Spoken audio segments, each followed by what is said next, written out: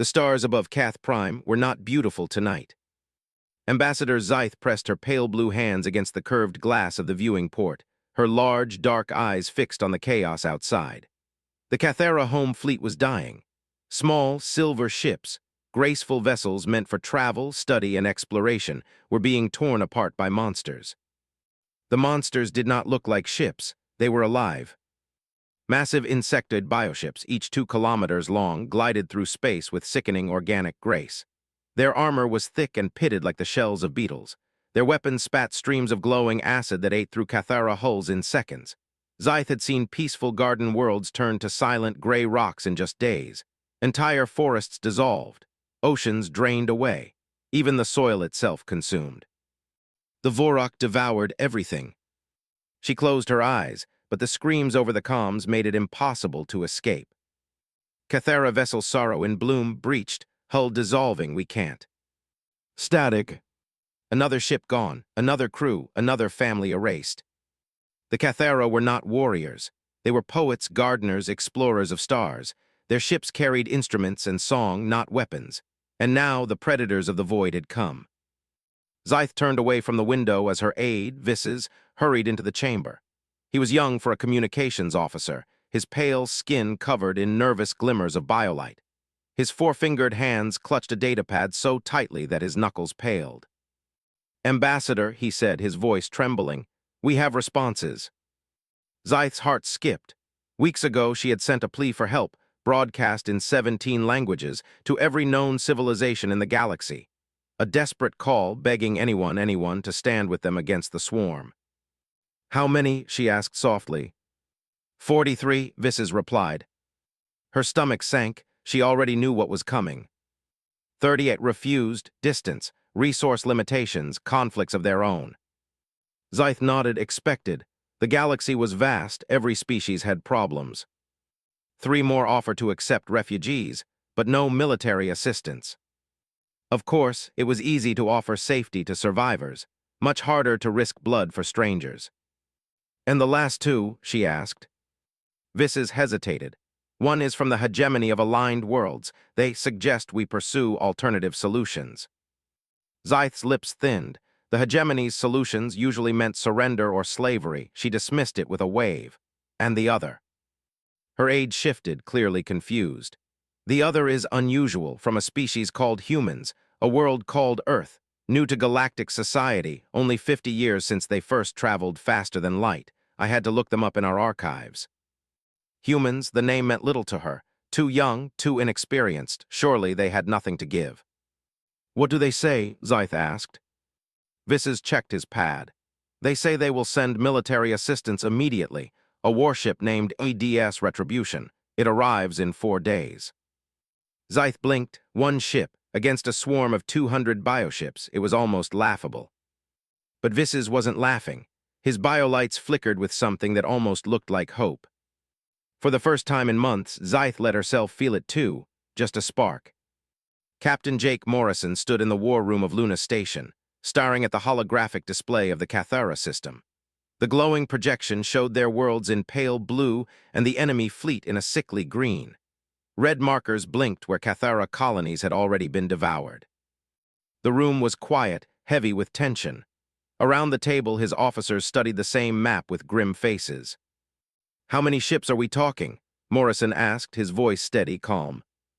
Lieutenant Amy Chen, mission science officer, adjusted her glasses and tapped her console.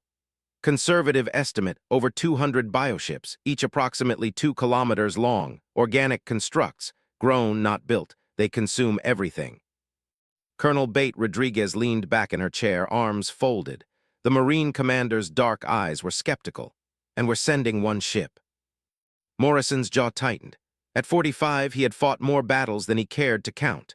He survived the Mars colonial wars, the Europa crisis, and half a dozen brushfire conflicts that had nearly torn humanity apart. The scars on his body were proof enough that the odds were rarely in their favor. "The Retribution," he said, "isn't just any ship. Experimental armor, AI-assisted targeting, rail guns that can punch through a moon. She's the most advanced warship Earth has ever built."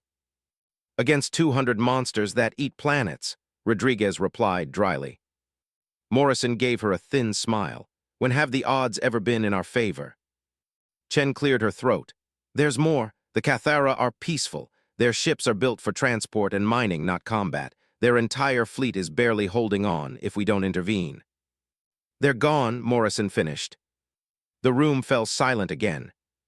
Finally, Rodriguez leaned forward, resting her elbows on the table. So we're helping a bunch of what? Space rabbits against space locusts.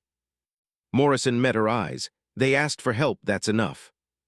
3 days later, the EDS Retribution dropped out of faster-than-light travel at the edge of the Cathara system. She was a predator in metal and fire.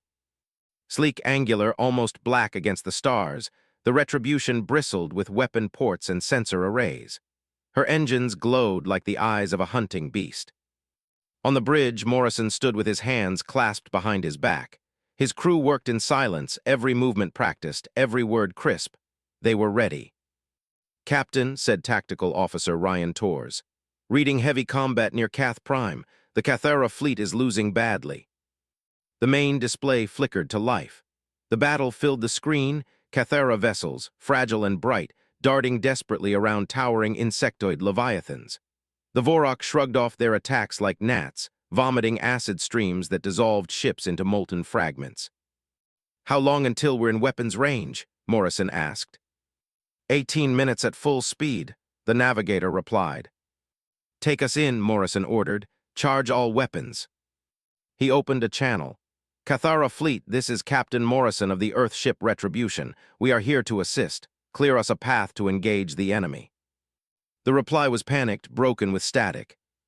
"Earthship, stay away. Their weapons dissolve us in seconds. You cannot." Morrison cut the channel. "Tors, target the largest bioship. Rail guns, full spread." The Retribution screamed forward.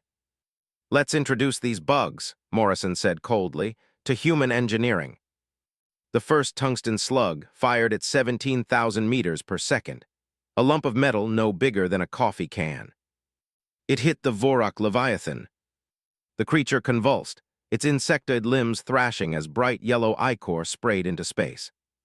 The Cathara commander, watching from his failing flagship, gasped aloud. Their own weapons had left nothing but scorch marks. Yet this one human shot had torn through armor as though it were paper. "Impossible," his tactical officer whispered. On the Retribution, Morrison's eyes narrowed. "Target propulsion organs, disable them first, then we tear them apart." "Yes, Captain." The next volley screamed across the void. Another bioship shuddered, another bled. And for the first time in months, the Cathara realized the swarm could bleed. They were not unstoppable. But as Morrison gave the next order, as the Retribution carved a path into the heart of the battle, long-range sensors chimed with a warning. Tor's voice was sharp. "Captain, new contacts. A second Vorok fleet, 50 more ships larger than the rest. ETA 6 hours. The bridge fell silent.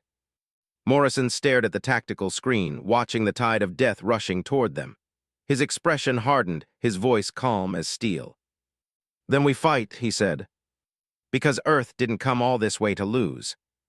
The Cathara command ship was not built for war. Captain Jake Morrison realized that the moment he stepped off the Retribution's shuttle and into its wide, vaulted corridors. The walls were alive with climbing vines that glowed faintly, filling the air with a scent like crushed leaves. Music drifted faintly through unseen speakers, soft, haunting like a lullaby. Even here, with their civilization teetering on the edge of extinction, the Cathara clung to beauty. It felt like walking through a garden temple, not a flagship. Commander This S, tall and slender with skin the color of pale moonlight, greeted Morrison with a deep bow. His large black eyes blinked with a mixture of awe and fear. "Captain Morrison," This S said in a melodic voice, "your actions today, they have saved many lives. We are in your debt." Morrison shook his hand firmly. "You called for help, we answered. That's what allies do." The Cathara officers exchanged glances at that word, allies. It was not something they had expected. Morrison sat at the long conference table, Rodriguez and Chen flanking him. Around them, Cathara officers shifted uncomfortably, unused to the hard lines and sharp uniforms of human soldiers. This S gestured to the display in the center of the table. A hologram flickered into view, showing the Cathara system. Blue orbs marked inhabited worlds. Red streaks, Vorok fleets, closed in like a tightening fist. You see our situation, this S said quietly. We have 6 days at most before the swarm reaches Cath Prime itself, and now this new fleet. His voice trembled. 50 more ships, larger than any we have faced. Captain, we are gardeners, poets, we are not meant for war. His hands tightened, but we are not ready to surrender either. Morrison studied him for a long moment. Then you'd better learn fast, because those things don't care if you write poetry or build weapons. To them, you're food. A silence fell across the room. The Cathera officers shifted uneasily at the bluntness. Chen leaned forward, her voice softer.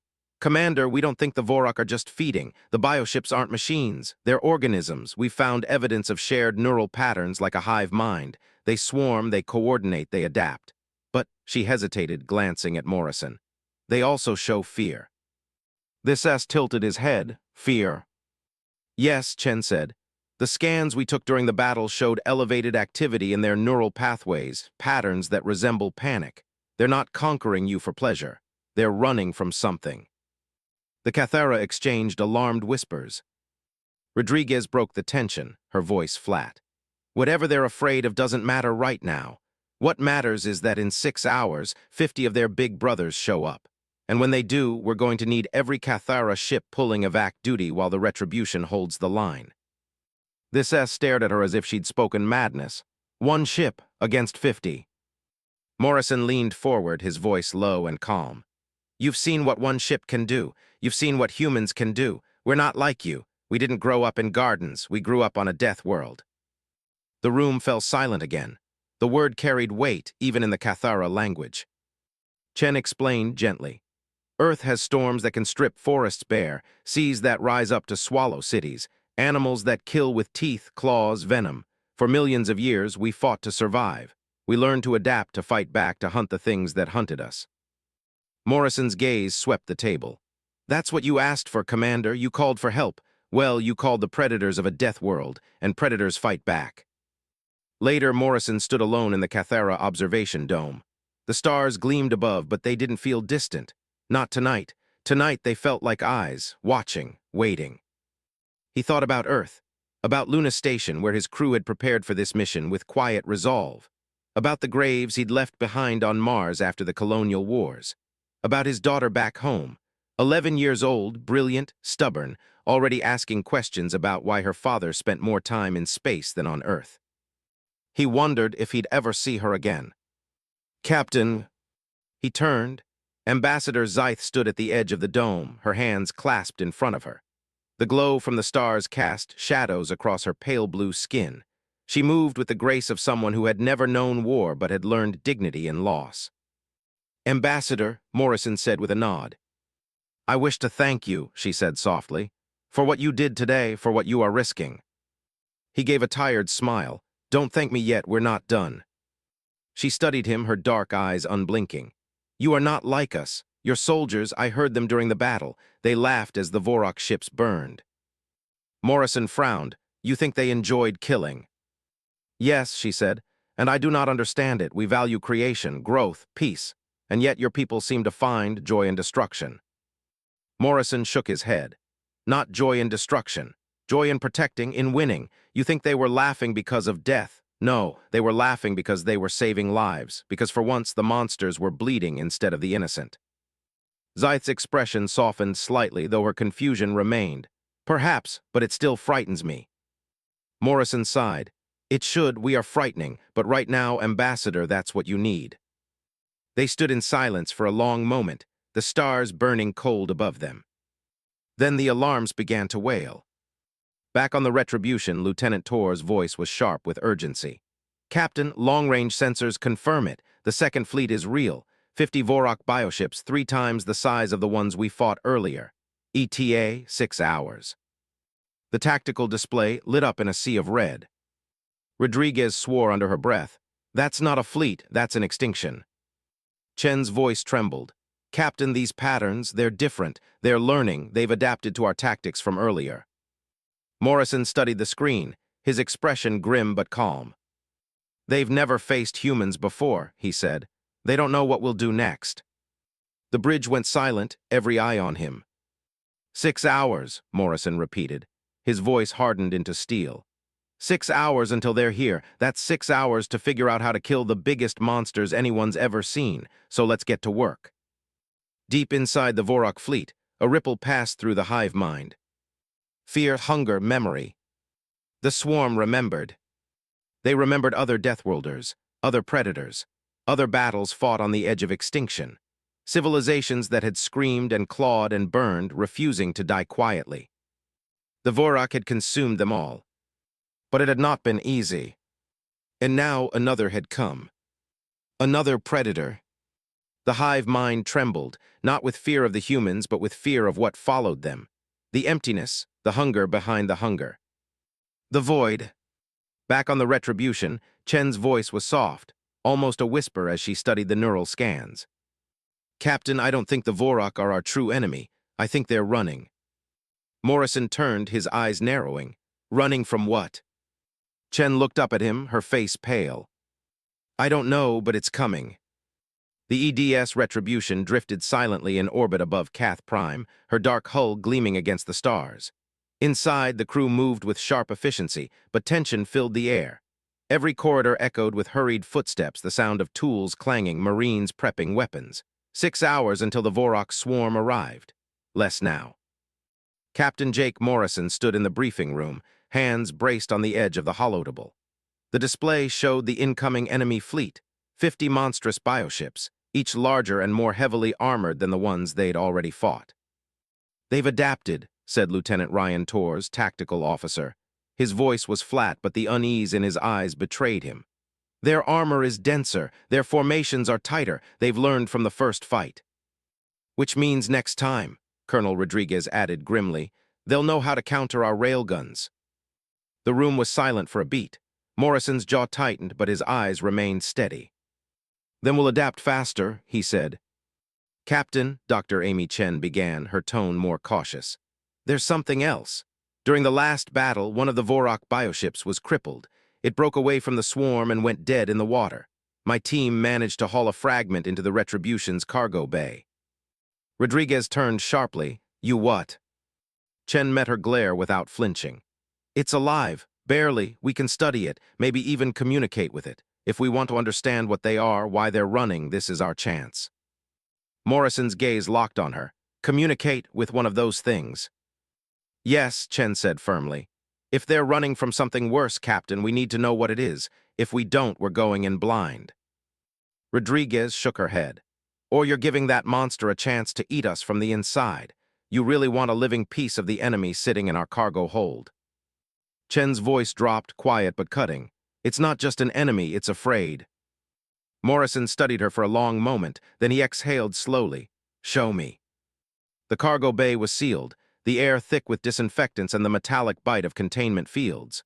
Marines stood watch, rifles raised, eyes wary. In the center of the bay lay the fragment of the Vorok bioship. It pulsed. Organic plating rose and fell like the ribs of some great beast, its surface slick with fluids that shimmered under the harsh lights. Veins glowed faintly, pulsing with dim yellow bioluminescence. The smell hit Morrison immediately, a mix of rotting meat and acid, sharp enough to sting the throat. Even dying, the thing breathed. Morrison felt the hackles rise on his neck. Chen approached the containment field, datapad in hand. It's not just tissue. This piece has a rudimentary nervous system. It's cut off from the hive mind, but it's aware. Torres muttered under his breath, feels like standing in a stomach. Rodriguez crossed her arms, scowling, feels like standing next to a bomb. Chen ignored them both, connecting cables from the field generator to her instruments. I've been mapping neural activity. There's pattern like language, she hesitated. But it's not enough. To bridge the gap, I'll need an empathic translator. An empathic what? Morrison asked. A Cathara xenolinguist, Chen said. Their people developed empathic resonance long ago to communicate across species. I've spoken with Ambassador Zyth. She has one aboard her command ship. His name is Zaref. If anyone can reach into this thing's mind without being consumed, it's him. Rodriguez shook her head violently. This is insane. Maybe, Morrison said quietly. But if there's something worse than the Vorok out there, I want to know about it.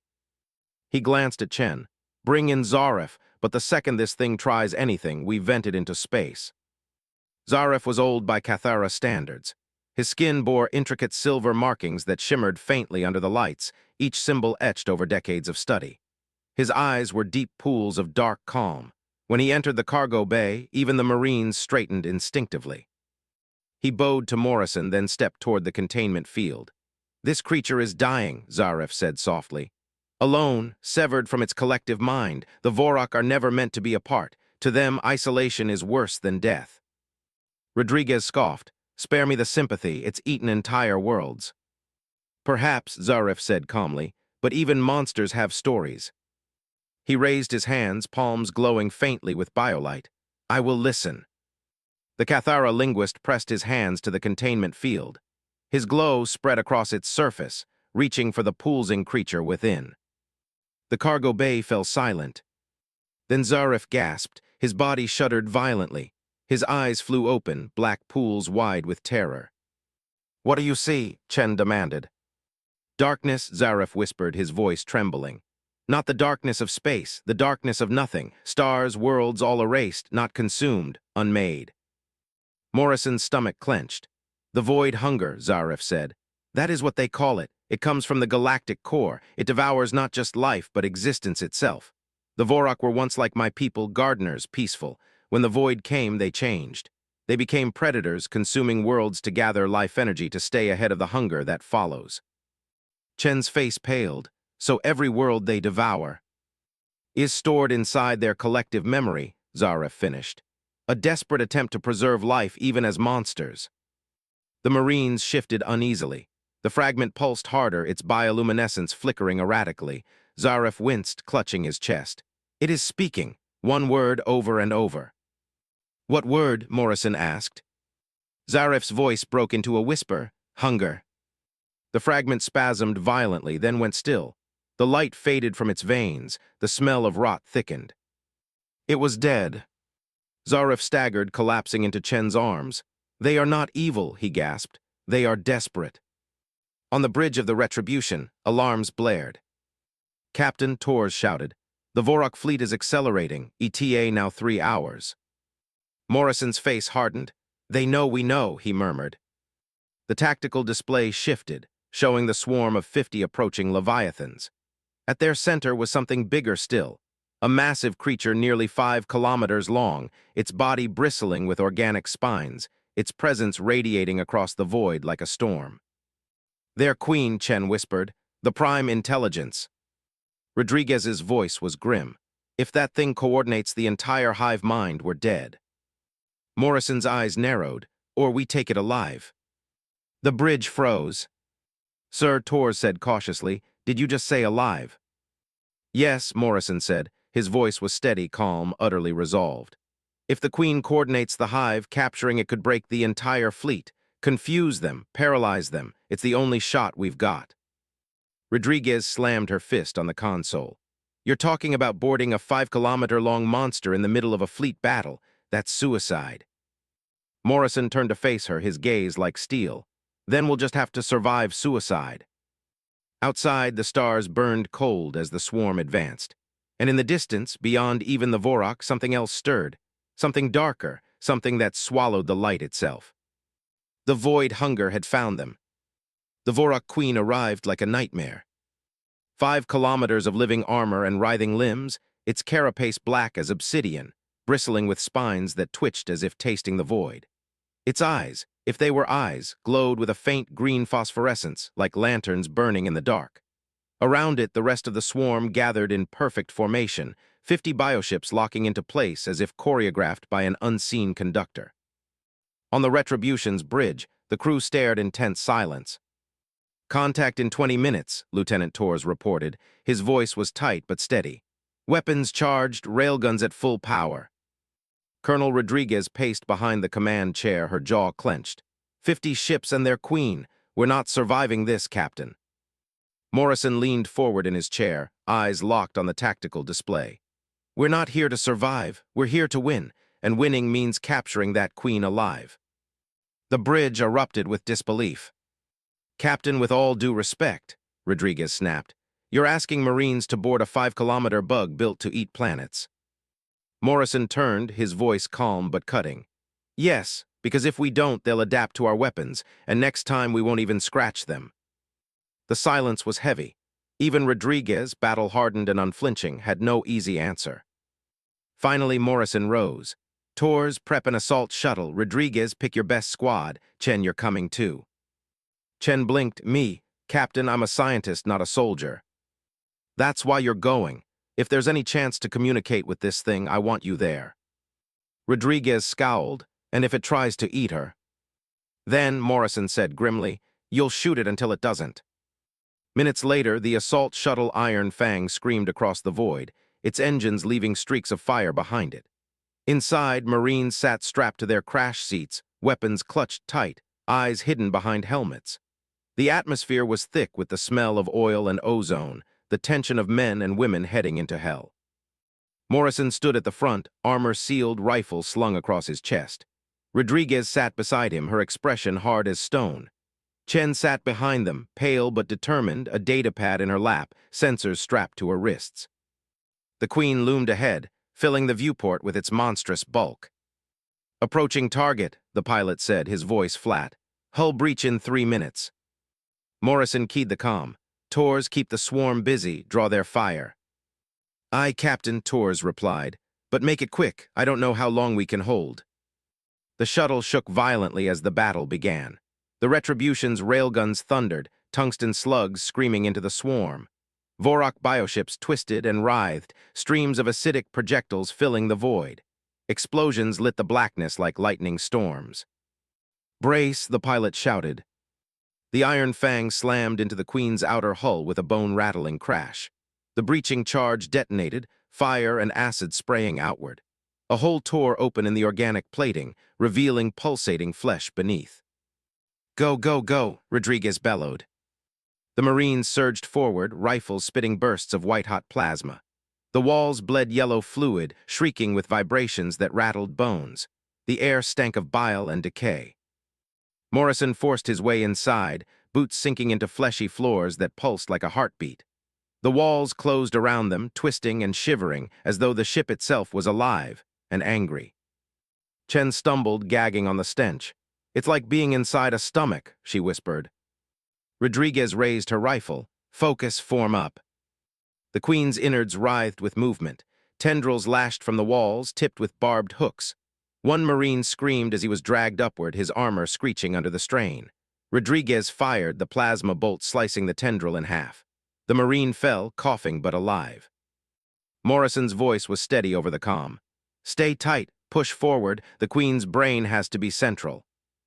The squad advanced through the twisting corridors, the sound of their boots drowned out by the wet, throbbing pulse of the living ship. Shadows shifted in the corners, smaller creatures, parasites scuttling along the walls. They hissed, leaping at the Marines with needle-like jaws. Gunfire lit the corridors, screams echoed. Chen crouched low, sensors scanning the walls. Captain, I'm picking up massive neural activity ahead. That's where the Queen's intelligence is centered. Then that's where we're going, Morrison said. They pushed forward, the walls narrowing around them. The Queen seemed to sense their intrusion. The flesh quivered, sealing corridors, forcing them down twisting paths. The air grew hotter, thicker, filled with the sound of something alive and aware. Finally, they emerged into a massive chamber. And froze. The Queen's core loomed before them, an enormous pulsing organ, veins glowing with green light. Tendrils spread out in every direction, feeding into the walls, controlling the swarm beyond.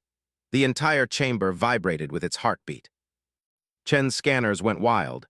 This is it, the central node if we can disrupt it. The organ shuddered.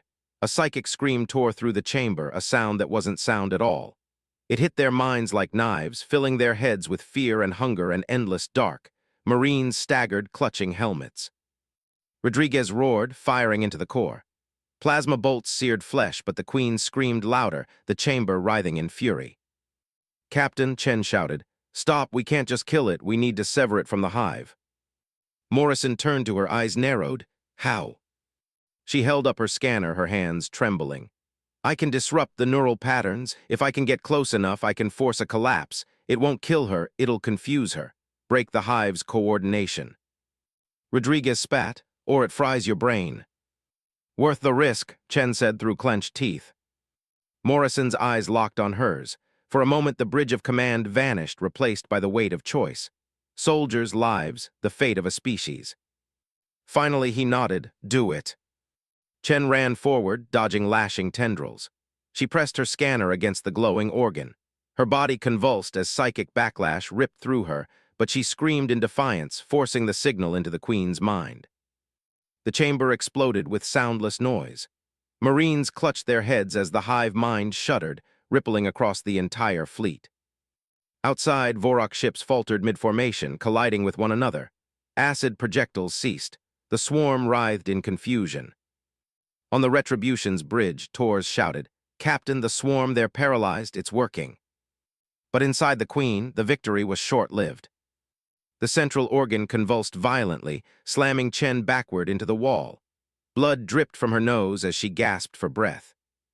Rodriguez pulled her back, snarling, "She's out cold, what now, Captain?" Morrison raised his rifle, his voice cold as steel. "Now we finish it." He fired straight into the Queen's brain. The organ screamed, thrashing. The entire chamber shook as if the ship itself was dying. Marines were thrown to the ground. The walls split open, bile and fluid cascading. And then silence. The Queen's pulse faded. Outside, the Vorok swarm froze completely, drifting in space like dead husks. On the Retribution, Tors whispered in awe, "Captain, you did it. The Queen is down, the fleet is blind." Morrison lowered his rifle, chest heaving. He turned to Rodriguez. "Get Chen back to the shuttle, we're not done yet." Rodriguez frowned. "What do you mean?" Morrison's eyes darkened. He glanced toward the viewport, where distant stars seemed to flicker unnaturally. "Because whatever they were running from," he said softly, "is already here." The battlefield went silent. 50 Vorok Leviathans floated in space, lifeless husks without direction. Their massive limbs drifted like the corpses of whales, green bioluminescence fading to black. The Retribution orbited among them, scarred but unbroken, its dark hull steaming from acid burns. On the bridge, Lieutenant Tors broke the silence with a stunned laugh. "We did it! The hive is broken, the swarm's dead in the water." Rodriguez exhaled sharply, relief flickering across her face. Marines cheered faintly over comms, a sound like breath released after hours of suffocation. But Captain Morrison did not smile. His eyes were fixed on the stars beyond the ruined swarm.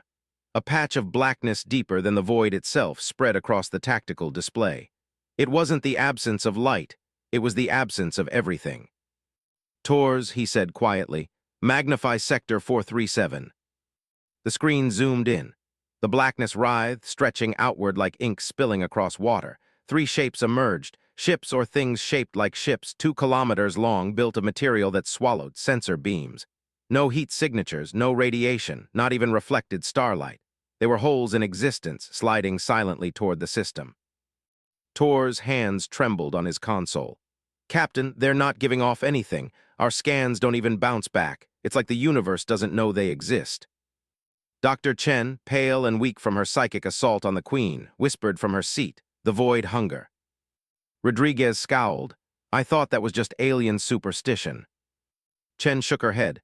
"No, the Vorok weren't lying. These things, they don't consume like predators, they erase." The bridge grew colder, though the temperature hadn't changed. Morrison leaned forward, voice low but steady. "How long until contact?" 40 minutes, Tors replied. "Then we don't waste them," Morrison said. "All hands to battle stations." Ambassador Zyth watched from the Cathera command ship as the black shapes advanced. Around her, Cathera officers murmured in horror. Even their music, usually ever-present, had gone silent. Commander this S whispered, "It's like the stars themselves are dying." Zyth shivered. She had thought the Vorok were the end. Now she realized they were only the beginning. The comm channel flickered to life. Captain Morrison's voice filled the chamber, calm as a blade drawn from its sheath. "Cathera fleet, this is Retribution. You're not equipped for this fight. Pull back, focus on evacuations. Let us handle the front line." Zyth spoke quickly. Captain, you cannot face them alone, not even your ship. Ambassador, Morrison cut in, his tone like iron. Earth didn't come here to watch you die, we came here to fight, and that's exactly what we're going to do. The channel cut. Scythe closed her eyes. For the first time since the Vorok arrived, she prayed, not to the Cathera gods, but to the predators from Earth. In the Retribution's armory, Marines slammed fresh power cells into rifles, checked seals on armor, and cursed under their breath. Rodriguez stalked among them, barking orders. Listen up, you fought bugs that spit acid and scream in your heads. Fine. Now we're fighting shadows that eat reality. You will not break. You will not run. You are Marines. You are Deathworlders. You stand. The soldiers roared in unison, voices echoing off steel. Rodriguez allowed herself the faintest smile. They were terrified, every one of them, but fear was fuel. On Earth, the weak died screaming. The strong learned to stand anyway. In engineering, Chief Quan wiped sweat from her brow as she oversaw frantic preparations. The Retribution's reactor hummed dangerously, rerouted to charge the railguns beyond safety limits. This shot will burn the core dry, Quan muttered. Engines will be offline for hours. Morrison stood behind her. Will it be enough? Quan hesitated. If we hit them at near-light velocity, maybe, but Captain, if we miss. Then we're dead anyway, Morrison finished calmly. Quan stared at him. You don't flinch, do you? Morrison's jaw tightened. Every second, I just don't let it stop me. The black ships entered visual range. On the bridge, Torres whispered, God help us. The lead void vessel opened fire. A beam of nothingness lanced outward, not light, not plasma, just absence. It struck a drifting Vorok husk. The bioship didn't explode. It didn't burn. It simply ceased to exist. One moment there was a 50-million-ton Leviathan, the next moment empty space. Not even debris remained. The crew recoiled in horror. They're erasing matter at the quantum level, Chen said hoarsely. Everything they touch is gone. Rodriguez spat. So how the hell do we fight that? Morrison's eyes locked on the black void ahead. By hitting them harder than they've ever been hit before. He keyed the comm. Vorok Fleet, this is Captain Morrison of Earth. You've lost your queen, but if you want to survive, you'll fight with us now. For a long moment, there was silence. Then the comm filled with the fractured harmonics of the Vorok collective. Deathworlder, we are broken. We cannot coordinate. Then improvise, Morrison snapped. That's what humans do. You want to live, prove it. Hold the line with us. Silence. Then slowly the crippled Vorok husks began to move.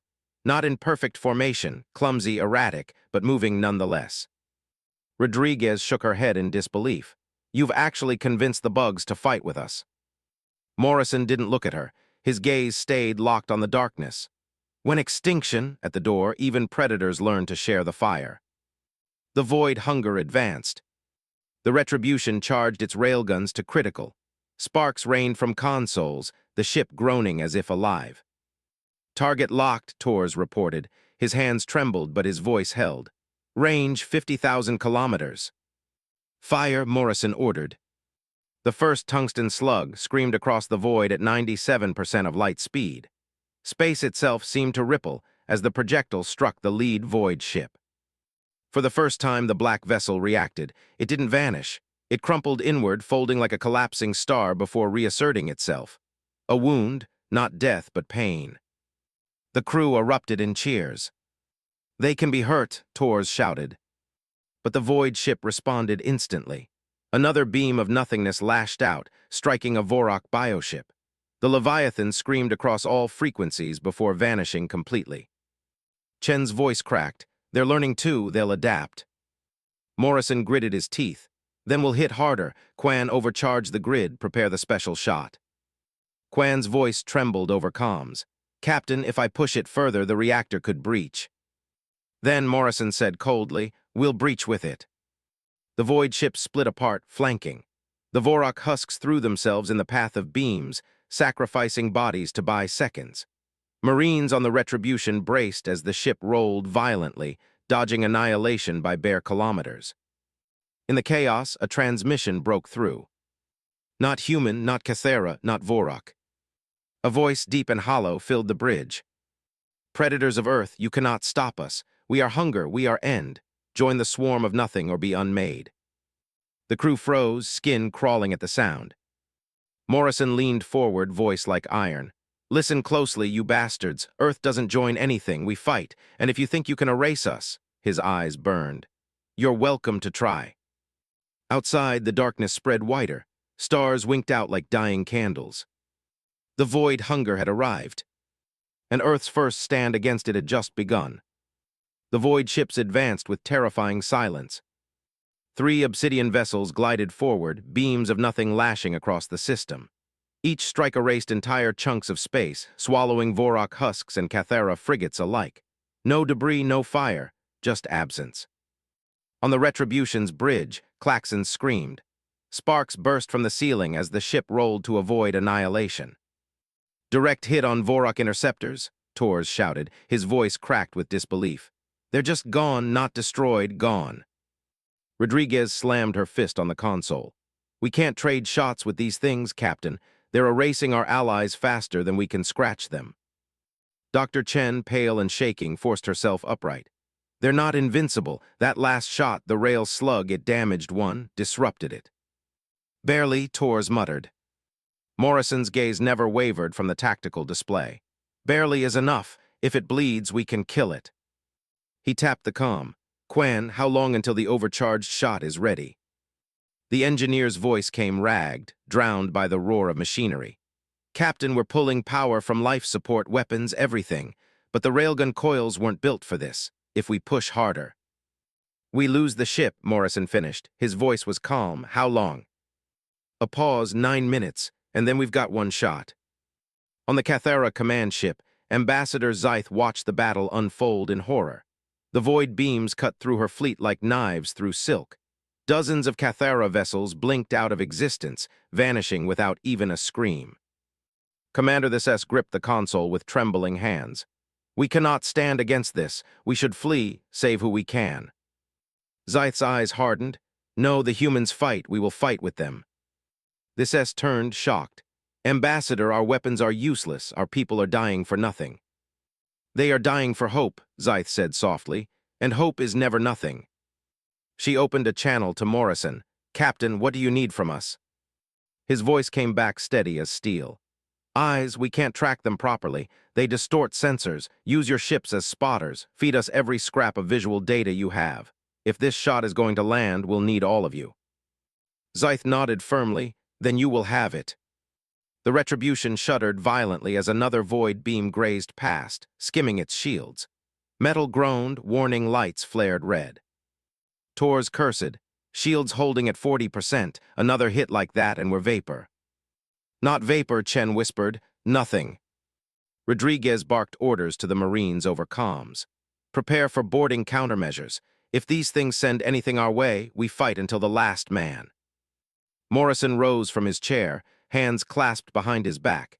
His voice was steady, quiet enough that only the bridge crew could hear. "I fought the Mars colonial wars. I watched men and women die by the thousands for rocks and ice.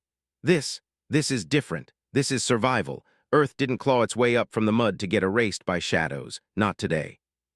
The crew turned to him, fear tempered by his conviction. For a moment, the bridge felt unbreakable. The void ships closed in. On the tactical display, 2 split apart to flank while the largest advanced head-on. Its beam of nothing lanced outward, striking a Vorok Leviathan that had moved to intercept. The bioship's scream echoed across every frequency before it winked from existence. But the sacrifice bought seconds. "Target lock," Tors said through clenched teeth. Sweat dripped down his forehead. "Range 30,000 kilometers, charging shot to 95%. Quan's voice crackled over comms. "Coils overheating. We're seconds away from cascade failure." "Hold it together," Morrison said. His eyes never left the screen. "Just a little longer." Chen suddenly sat upright, eyes wide. "Captain, the void ships, they're not just weapons. They're connected. A hive mind like the Vorok. Damage one and the others adapt instantly. We need to hit all 3 at once." Rodriguez swore. "We've got one gun, one shot. That's impossible." Morrison turned to her, eyes glinting coldly. "Good thing we're Deathworlders. Impossible is what we do." The bridge fell silent as the plan formed. "Vorok fleet," Morrison said over comms, his voice hard as iron. Listen carefully. You're going to ram those things, hold them in place. You've lost your queen, but you can still fight. Give us 60 seconds and you'll buy survival for all of us." The reply was jagged harmonics, but the meaning was clear. "You ask sacrifice." "Yes," Morrison growled. "One of you dies so the rest can live. That's how survival works." Silence, then 3 Vorok husks broke formation, accelerating toward the void ships. Rodriguez shook her head. "I'll never get used to this, fighting alongside bugs." Morrison didn't answer. His eyes stayed locked on the screen. The first Vorok slammed into the lead void ship, its body wrapping around the black hull like a giant squid. The second and third followed, latching onto the flanking ships. The void vessels thrashed, beams lashing wildly, but for a moment, just a moment, they were pinned. "Target lock confirmed," Torres shouted. His voice was raw, desperate. All 3 aligned. "Fire," Morrison said. The shot launched. The tungsten slug left the railgun at 97% of light speed, glowing white-hot as the Retribution's reactor screamed. Space warped around it, air on the bridge crackling with static. It struck the first void ship. Reality snapped. The black vessel folded inward, collapsing like a dying star before bursting outward in a shockwave of unreality. The Vorok husk holding it vanished instantly, sacrificed in the blast. The slug didn't stop. Carried by momentum, it tore into the second void ship. The black hull fractured, cracks spreading like spiderwebs. The vessel twisted, shrieked across dimensions, and collapsed. The crew erupted in cheers, voices breaking with relief. But the third ship survived. The slug had lost momentum. It pierced the hull, wounding it, but the vessel held. Its beam of nothingness recharged, glowing with annihilation. Tor's voice cracked. "Captain, it's still alive." Morrison's eyes burned with cold fire. "Then we finish it, helm ramming course." The bridge went silent. Rodriguez's voice was low, hard. "That'll kill us." "Maybe," Morrison said, "but it'll kill them too. And if I have to trade one ship for the survival of 2 species, then that's the trade I make." The helmsman's hands trembled, course set. The Retribution turned toward the last void ship, engines flaring with everything she had left. On the Cathera command ship, Zyth whispered, "Predators of Earth, may the stars guide you." The void beam began to charge. The Retribution accelerated, screaming through the black. And then, just as the annihilation beam fired, another ship dropped from faster than light into the system. Massive, bristling with weapons, its hull gleaming with the emblem of Earth. The carrier Indomitable. The Indomitable arrived like thunder. A massive Terran carrier, 6 kilometers of steel and fire, it roared into the system with escort destroyers and gunboats spilling from its bays. Its hull gleamed with weapons arrays that bristled like the spines of a predator, its engines burning brighter than the dying stars around them. On the Retribution's bridge, Torres shouted in disbelief.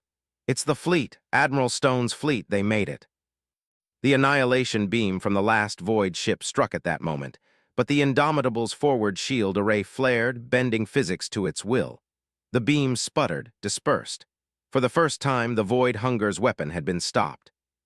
Admiral Stone's voice thundered across comms. "This is the Terran carrier Indomitable. All Allied vessels, form up. Deathworlders stand with you." The Cathera fleet erupted in cheers.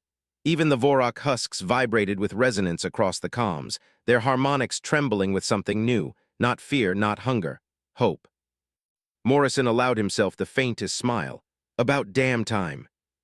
The battle ignited. The Indomitable's strike wings swarmed the void ship like a cloud of fireflies armed with thunder. Railgun rounds, plasma torpedoes, and mass drivers ripped across the black hull. The Cathera ships fed targeting data with perfect precision, their Garden World sensors now serving as the eyes of predators. The Vorok hurled themselves bodily into the fight, sacrificing broken husks to pin the void vessel down. The Retribution, engines burning red, dove straight into the storm. "Captain," Rodriguez barked, "we can't take another direct hit." "We won't need to," Morrison growled. "Torres, target the wound we made earlier. Focus fire, everything we've got."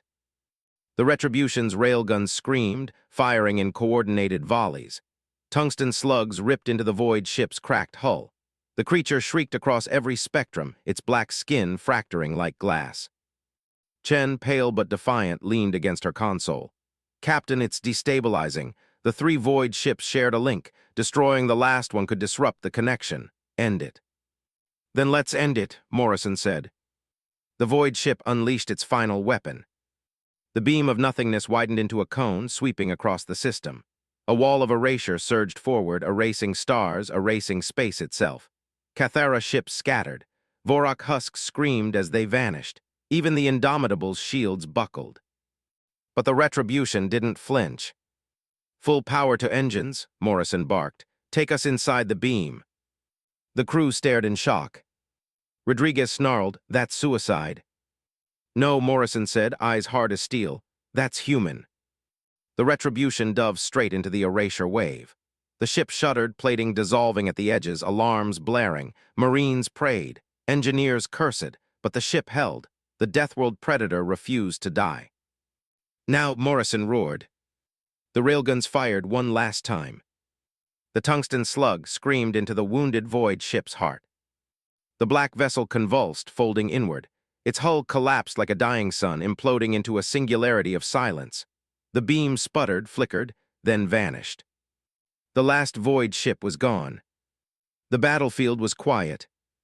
On the Cathara command ship, Scythe wept openly, her pale blue hands trembling as the stars shone unbroken once more. Commander, the SS whispered, they did it. The predators of Earth, they did the impossible. Scythe closed her eyes. Not predators, guardians. Later, in the observation lounge of the Indomitable, Morrison stood beside Admiral Stone, watching the remnants of the battle drift in silence. Vorak husks floated, half-dead but alive. Cathara ships circled cautiously, their silver hulls scarred but shining. Stone handed Morrison a datapad. The Galactic Council has recognized Earth as a major power. They're offering us membership, trade, alliances, all the politics you'd expect. Morrison grunted, and what did we tell them? Stone smiled faintly. That Earth will consider. In the meantime, we've signed the Terran Accords, three-way alliance, humanity, Cathara, Vorak. Morrison raised a brow. Vorak, you sure about that? They fought beside us, Stone said, and they're terrified of what's still out there. Better to have them as allies than as scavengers. Morrison looked back out at the stars, and the void hunger. Stone's smile faded. Scouts report more activity near the galactic core. What we saw today was just the edge of it. The real war is still coming. Morrison exhaled slowly. Then we'd better get ready. On the Cathara homeworld, Ambassador Scythe stood in the gardens of her people, the first safe night in months. Flowers glowed under the starlight. Children laughed again, and above, human and Cathara ships orbited together. She touched her communicator, whispering into the night. Captain Morrison, thank you. Back aboard the Retribution, Morrison sat alone in his quarters, staring at a photo of his daughter. 11 years old, bright-eyed, smiling with a gap-toothed grin. He whispered softly, you'll grow up in a galaxy where shadows try to eat the stars. But you'll also grow up knowing humanity stood against them, that we stood and we didn't break. He set the photo down and leaned back, exhaustion finally claiming him. Outside, the stars burned bright again. But in the distance, far beyond the rim, the void hunger stirred. The war was far from over. Yet now, the galaxy knew something it had never known before. That when the void came to erase all life, humanity would stand at the edge. And humanity would fight.